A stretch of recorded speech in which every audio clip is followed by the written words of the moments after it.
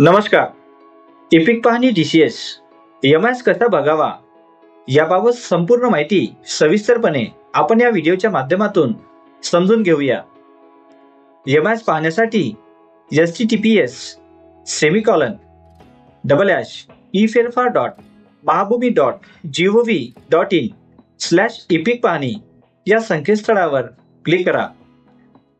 आपले login ID व password वापरून लॉग इन करा. लॉग इन केल्यानंतर क्षेत्र अहवालामध्ये हंगामनिहाय अहवाल, ओनस प्लॉट अहवाल व सहाय्यक पीक पाहणी अहवाल असे 3 मुख्य अहवाल देण्यात आलेले आहे.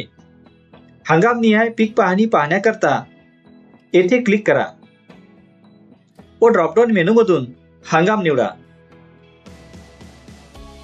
व तालुका निहाय यावर क्लिक करा. विभाग यावर क्लिक करा व जिल्हा यावर क्लिक केल्यास आपल्याला तालुका स्तरापर्यंत अहवाल पाहण्याची सुविधा उपलब्ध होईल. ओनस प्लॉट अहवाल पाहण्याकरता येथे क्लिक करा. हंगाम निवडा यावर क्लिक करा. त्यानंतर निवडा यावर क्लिक करा. येथे तालुका निहाय व गाव निहाय अहवाल पाहण्यास उपलब्ध होईल.